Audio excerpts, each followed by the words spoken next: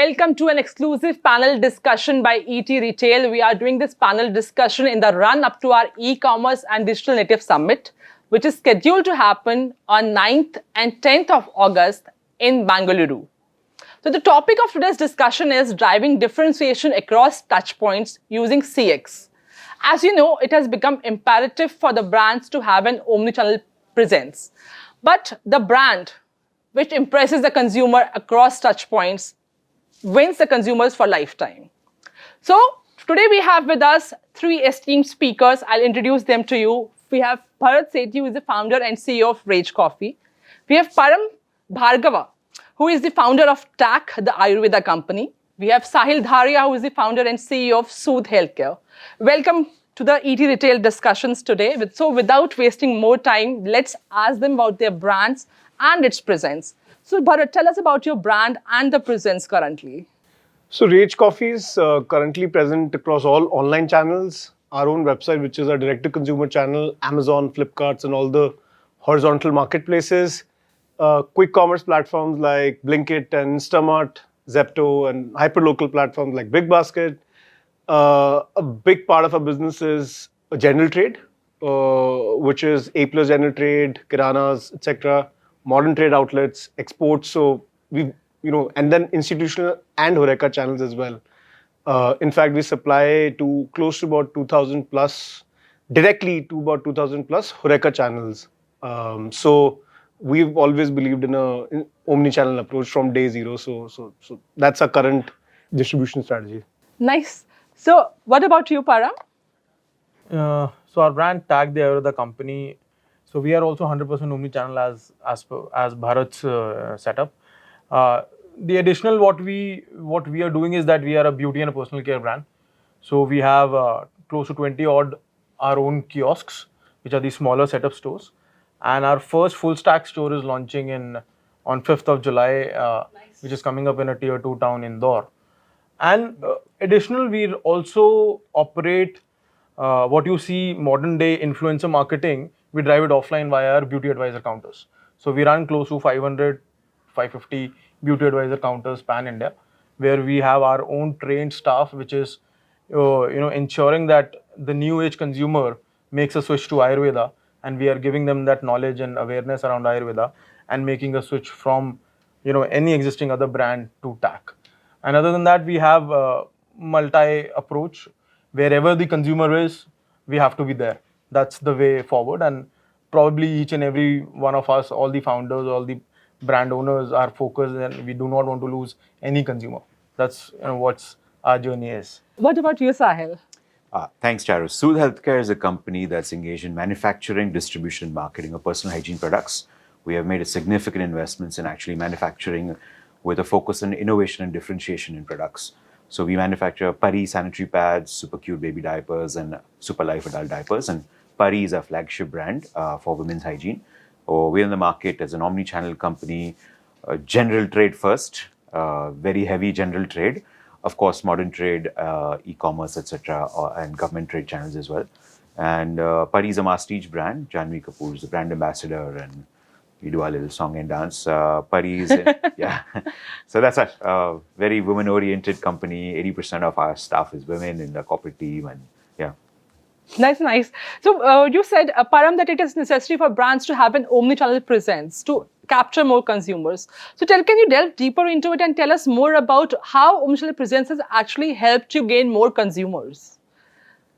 So, Charu, India has seen very different last 2 to 3 years. There was a hockey stick moment when COVID happened. A lot of rush towards all online channels.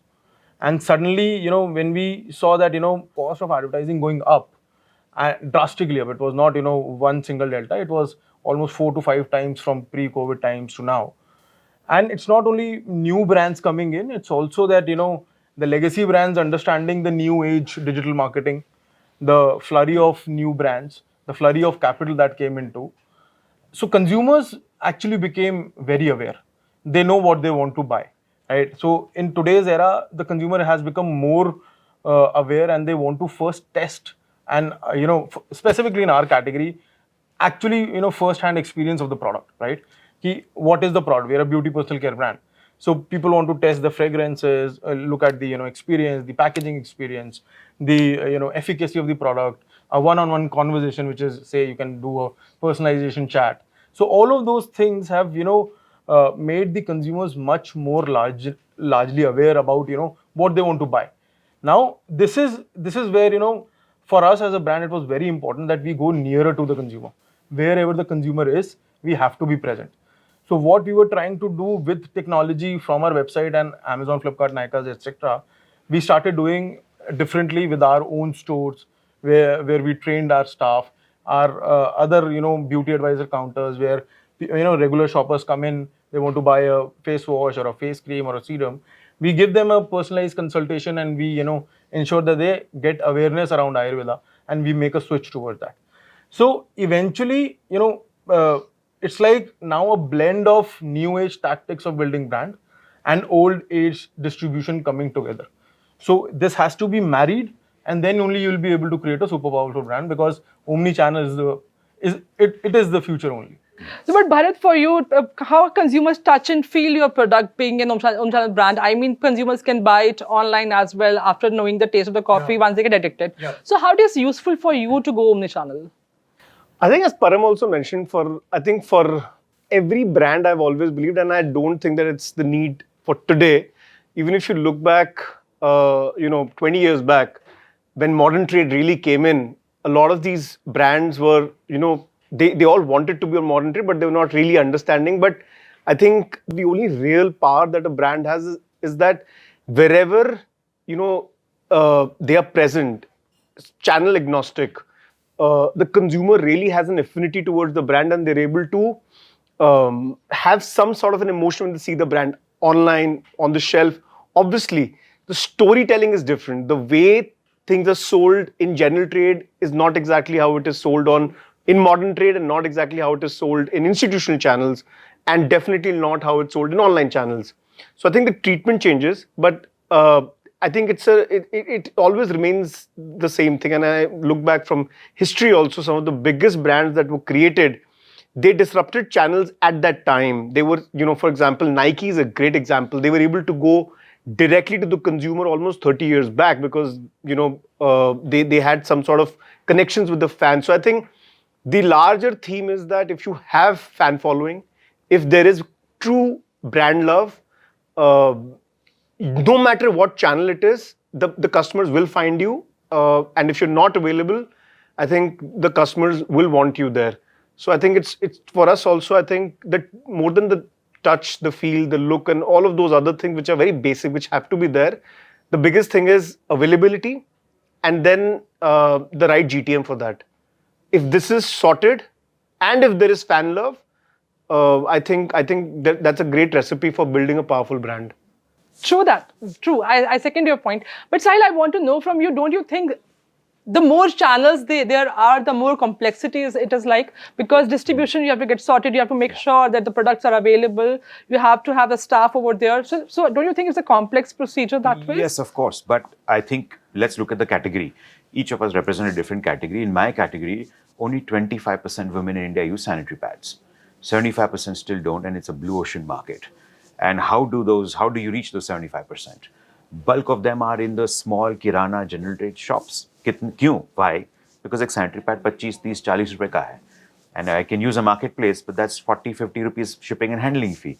So my business is not online. Online can be used as a trial or as a premiumization channel, which we do so. For us, we know that our survival, the problem we are trying to solve is that 75% women don't use it, and we are able to put in place a value, affordable, good quality product in that channel. Also, in our business, there are only 2 or 3 players. So, in a business expected to go from 14,000 crores to 2 lakh crores, because every woman needs a hygienic menstrual hygiene protection. Yeah, no brainer. Yeah. कितने का है sanitary pad? 3.25 रुपए का एक piece. महंगी चीज है नहीं. Every woman needs it. So then, what channel do you go? Right? यहाँ नोएडा से बाहर तो COD नहीं चलती है ऑनलाइन का, मतलब लूट लेंगे उस बेचारे को. So we have to go offline. So then we build everything in our company basis that, and we use the other channels as experiential channels. Okay. Exactly. Touch and feel me, try me, and so on, or premiumization. So, how do you guys meet the expectations of consumers across all the touch points? Let's start with you, Bharat, first, and then moving to Param and Sahil. Expectations in what sense exactly? Like in terms of the brand promise? Yes, so the brand promise, the product, the experience when the consumer comes, try your product, takes your product home from across channels. Right. How do they feel? Do you try to give the same experience across all the touch points? Yeah. Or you differentiate, maybe you, when they are at offline, they are getting different experience, online, the different experience.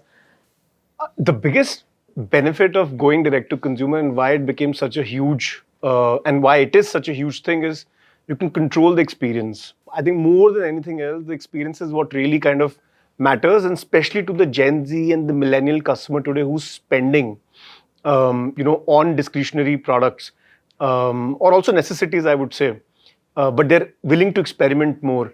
These consumers really care about the experience, the communication that the brand is driving with them, the mission, the purpose of the brand.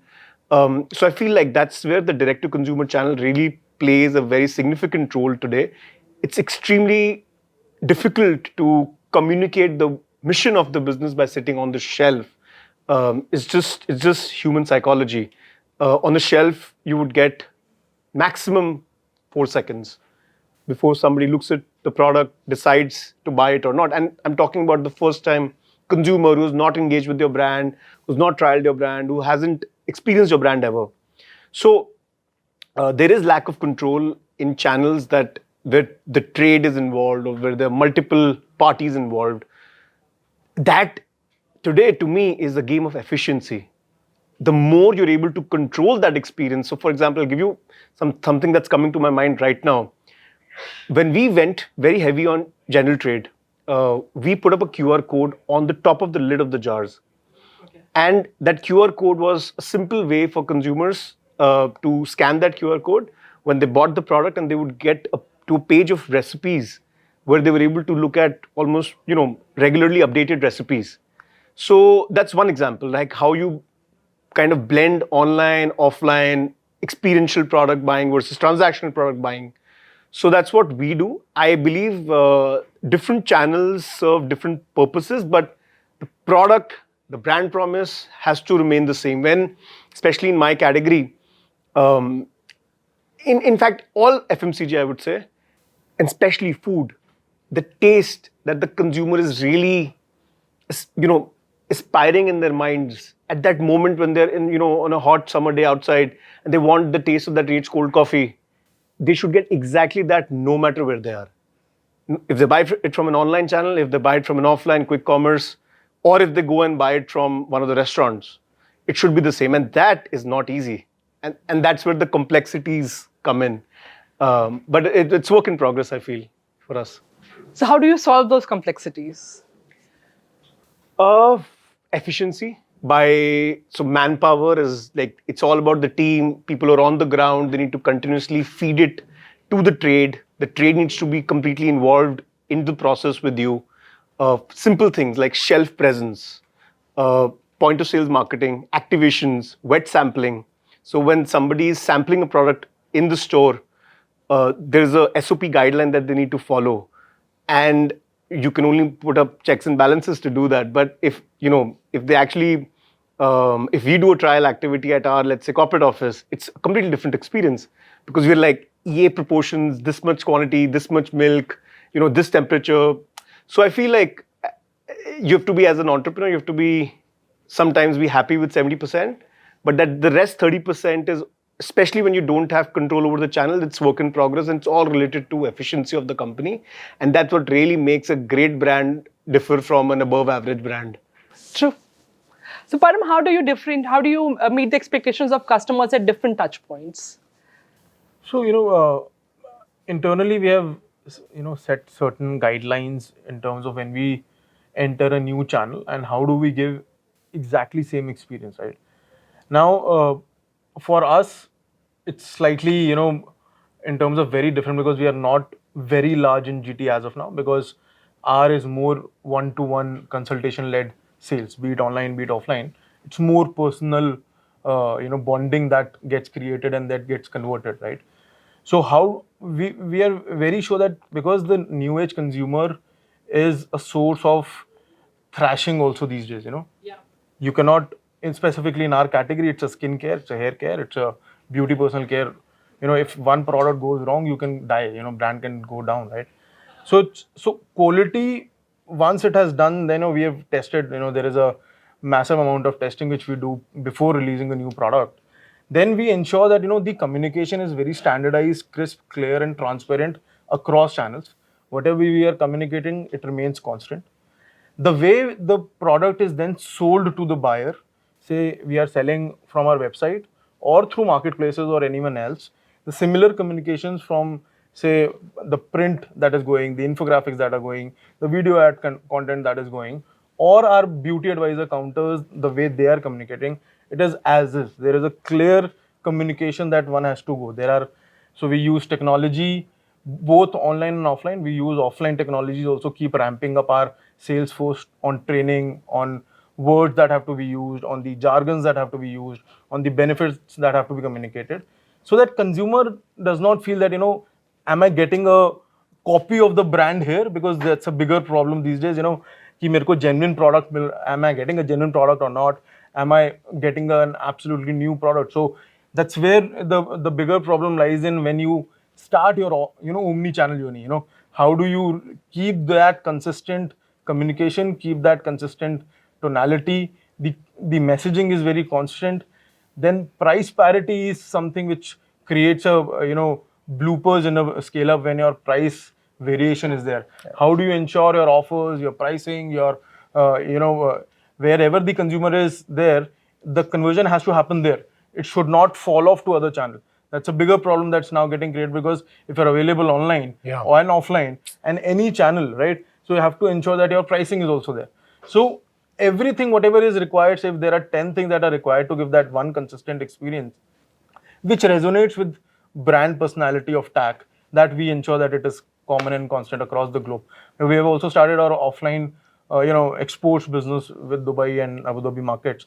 So there also we are trying to keep this very, very consistent, that so that, that's one thing new age founders can learn from the legacy brands, that, the experience and the product consistency remains constant across the globe for large brands.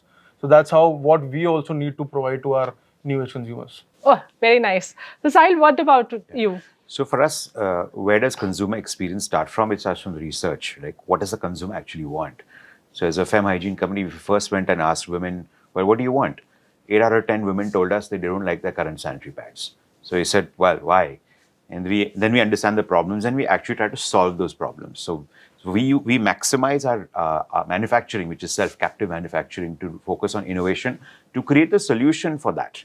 And that's how we came up with Pari heavy flow ka champion 3 seconds mein absorb karta hai, right? Because we found that surprisingly the number one issue is heavy flow ka.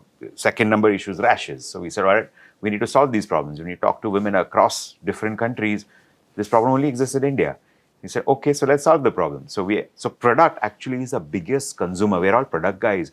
This product is the biggest touch point with the consumer, and ultimately, if product is not king, you're a nobody. So the product has to be the hero. So in our case, Shiro. So we've created a kick-ass product, and that, the bigger you get, the thing about being in general trade is we are present in 250,000 outlets in general trade, few hundred supermarket outlets, and of course online marketplaces. The bigger you are, the simpler you have to be, the simpler the messaging. हम हर जगह पे यही बोलते हैं, परी heavy flow का champion 3 seconds में absorb करता है. That's it. That simplicity has to be there, and scale it, multiply it 1 million times. Last month, 55 lakh girls bought our product, right? So that one thing, find that consumer insight, that unique consumer insight, and hit hard. That's what we're about. And of course, we do sampling. We try to get as many people as possible. Just to give you an insight, for example, we found your period doesn't come on every day, the same date, although it's a 28-day cycle. It varies a few days. And pick any woman's bag, you will find a safety pin, sanitary pad. Like, empty the wallets of the girls in your office and you'll find out kya hota hai usme. That's what she needs. So as part of our go-to market, we said well, madam, try my product. It's a yeah or nay. Yeah, maybe she buys it or she doesn't buy it. If she doesn't buy it, we say, take a pack of 2, sample pack. She will keep that. She values that. One day she will use it. The moment she uses it, she's mine. हमारा product इतना बढ़िया है, इसे ले. So you're selling we your products on our consume- website that way. Yeah, consumer insight is so critical to your go-to-market success. So we've milked that to the maximum. Nice, but I want to know which channel actually helps you personalize the experience for the consumers. Bharat, let me ask you about it. So which is the channel which helps you personalize the experience for consumers? I think personalization is definitely the most possible, where you have the most, direct contact, direct first-party connection with your customers, a very one-to-one connection, which is online, which is not even online. I would say it's your direct-to-consumer channel. And for us, I feel, we started the business exactly, as he was also mentioning, the one insight that we had was that the young consumer, is needing these products, and sensories is important, but the functional kick, the caffeine kick is also equally important. So we built the entire brand around that messaging, and then we went hard and, we kind of hammered it every day of our lives. But where we are today would not have been possible, I think, if we were not very, direct with our consumers in the first year of the business, who I call super fans. First year of the business, we had just one product, and this is 2019, and we had only direct-to-consumer sales, and the target within the company was to achieve a repeat purchase rate of upwards of 35-40%. That would be good, but we ended up at about 60-odd%. And that, to me, was game-changing, because your entire metrics change, your entire business plan changes. It would not have been possible to build this brand without those super fans who then told 5 more, and then so on and so forth. And then when you're in trade, when especially you're in general trade, for example, it's very hard to sell without a brand pull. Especially the deeper you go in general trade, it kind of rubs on to the effect, the snowball effect, as we call it. So I feel like for us, the journey has been digital first. Today also, we're digital natives. Majority of the spends even today happen digitally for us. And so yeah, but the cash cow of the business is general trade. So that is that. So they're all talking to each other. All of these channels have to talk to each other, but because the consumer is the same. Same consumer is browsing on the phone. The same consumer is then going online. The same consumer is then going to the gym, and then the same consumer is then traveling globally and traveling in airport pe bhi they're the same people. So I feel like real disruptive brands will be built when the fan love is there, but the fan love doesn't come because they see them on one channel. It's channel agnostic. So, but yeah, online really helps in building building those super fans. So, Param, for you, I understand that consumers can actually, you get to know about the consumers via your D2C channel, and you can give the personal experience to them at your offline stores for sure. So for us, personalization, so our entire business is there. So specifically in the BPC category, even the marketplaces are doing a lot of new ways of giving similar experiences what our websites can also give, because it's all conversation-led conversions, right? Because either it's an influencer which is telling you to buy a product because it has impacted his or her skin or hair or any of the problems, because our products are every typical day-to-day problem for a consumer, right? Skin ke liye, it will be acne, spots, blemishes, pigmentation, under eye, dark eyes, hair fall control. So for us, personalization is the key to success. Where we give one experience on our website, which is an Ayurveda doctor-led consultation, giving that one-to-one, or a WhatsApp conversational commerce that's now currently operational for us. Third, when we work with partners, it's also again same experiences, because all of these large partners have also activated a personalization conversation-led commerce. And fourth, when we had opened our stores, first intent was to create this brand pull before heading to the general trade market for us, as for us, the pack sizes are very different for different markets. When we go to the absolutely larger GT, the pack size is small, the pricing is less, but it needs to have a brand pull to make a switch from an existing face wash to a new brand's face wash. That's why our early stage, that is this first 2 years of business, are going more towards telling what is TAC trying to create and bring you a revolutionary product from an Ayurveda, because Ayurveda predominantly in India has been not adopted by the young generation of the country. And how do you ensure that switch is complete personalization, 360-degree approach for us? Nice. So he talked about personalization across touch points, and apart from that, other ways which he can engage the consumers. What are the other ways that you are using to engage your consumers? So again, back to basics. What are we trying to solve? We want our customer to experience something completely differently. So we love engagement. We want customer engagement where we actually say, "Madam, touch my product and see." There's a big difference. So that is what we strive for. That happens most for us is in modern trade, where a woman can come, she can check the pack, look what's happening, and someone can approach her. So we built the business that way, saying, touch my product, touch and feel my product, see the difference. So we love modern trade because we love that customer experience, customer engagement that happens for us maximum over there. Of course, followed by online, where there is an ability to send more messages. But yeah, we maximize these two channels to convey our strengths. Yeah. So before we close, I want to ask one last question to all of you, that consumer expectations keep on changing now and then. And when we talk about 5 years from now, they're going to change in a very big way. So what steps of engagement are you planning to take then to meet the expectations across all the touch points?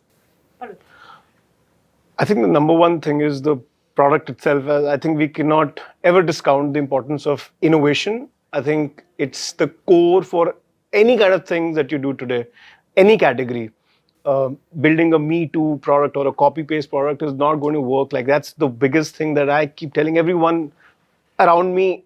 A lot of my investee companies also, like, innovate, because you don't necessarily need to find a very large gap right off the bat. But for us, I feel like if you're just 2 to 3 years ahead of everyone else, but not 5 years ahead, we will continue to win, because we're coming from nowhere. We are nobodies. We're just taking away market share or creating newer markets. As Sahil was also mentioning, one thing from which is quite a shock to everybody that I speak to is that, like sanitary pads, which is something that is so it's something like which is so basic, necessities and essential.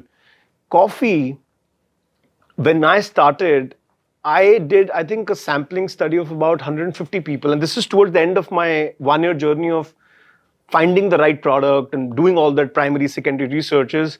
I concluded that only 14% of Indians regularly drink coffee. And this is 5 years back. Yeah. So things have changed dramatically now, but, and we've kind of, one of the companies that have led that change. But imagine to just 14, maybe it was 20% or maybe it was 10%, but 1 in 5 people are regularly drinking coffee. And that's, to me, was just mind-blowing. So I feel like innovation is the key. You keep innovating, channel strategies, marketing strategies, branding strategies, all of that will, if you're smart enough and if your team knows how to do it, like you will, and if you're super fans, you will get there. But you cannot sit today without innovation. You cannot get that 22-year-old today who will turn 32 in the next 10 years. You cannot get their attention. And they have so many options. They want to continuously experiment. So I feel like for us, I spend almost 10-15% of my week in just NPD. And it's something that I truly love and enjoy. That's nice. So Param, what about you? How are you planning to meet the expectations of consumers maybe 5 years from now? So for us to currently also that's a day-to-day routine. What we have realized, what works for us is creating a cohesive community, right? We run multiple communities on platforms like WhatsApp and Telegram, which are very core to TAC. And these communities are also very different in each sense. So there is a mother community, there is a college-going student community, there is a gym and free fitness community, because we do nutraceuticals and sexual wellness also. We now have started men community also, because we are developing every product almost as a crowdsourcing company, right? We work with them, we understand their problems, we keep on testing products when we have to launch. We also ensure that what kind of packaging they love, what kind of pricing they're looking at, fragrance free fragrances, textures. So if they have to apply an Ayurveda product, because Ayurveda has always had, pungent smells, only few brands brought out very different fragrances. How would they relate to an Ayurveda product, say, if it has to be applied as a nose strip, as an under eye strip? So how do you really, engage with the consumers? This is where we currently work upon. We run 8 to 10 communities where our, day to day, lot of interactions. They become your, actual first tester, first consumers, then also the brand promoters gradually, and they also help you to, keep looking at new problems to solve, because, new age consumers are getting to face new problems. So much access to content, so much, screen time. blue light, screen. radiations coming onto screen. There'll be new problems that are coming on skin. So they themselves are telling us what they do, what they need, right? So it started when we wanted to launch brand. We had a 700-800 people that we surveyed when we were meeting, me and Shida, when we were on our trips. And then we now have formalized that way in our business, day-to-day business, that there is a core different communities which our teams run, just to keep, very close hook to the consumer. Because not even 5 years is too long now. 2 years, 3 years, if there is another wave of COVID type, the market will get disrupted in a different. Cross our fingers. So, we can wish that it doesn't happen, but there are larger forces that want it to happen, because then only economy goes to a different level, right? So it will create more opportunities in the future, right? So, but how do you are, ahead of the curve to innovate on the products, right? That's the success for this is the key to success for us, actually. What about you, Sahil? So the short answer is same but different. So we have a property called the Heavy Flow Champion, right? So we found something with a lot of digging and research, consumer insights, that this is a valuable property, and we created that. Now, ultimately, because of the consumer preferences, the way we consume content and the external environment, I mean, I recently heard that we have a 3-second, 4-second scan. Goldfish have a 9-second memory. Like, hamara aise chala jata hai. So how do you keep innovating a message in the same? So same but different. So we say, okay, if heavy flow is important to her, how can I convey the same message differently? Because I need to say the same thing differently. We can't keep creating new coffee every day, new pad every day. देखो, the good news about my business is come rain, shine, flood, war or COVID. Period होने वाले हैं, बच्चा सुसु करने वाला है, right? So we are a consumer essential. So I have to do the same thing differently, and that's what we focus on. So the short answer is I spend a lot of time on NPD and innovation and consumer research, because that keeps us tuned to how can I continue to talk to her and continue to meet her needs, and at the same time be relevant. So I think relevance is that word that we are trying to be relevant to her. That's nice. It's a pleasure talking to all of you over here. Hope you also enjoyed this conversation. Keep watching such series at ETRetail. And if you want to delve more into the insights about the e-commerce and digital native brands, catch us at the E-commerce and Digital Native Summit happening on 9th and 10th of August in Bangalore. Till then, bye.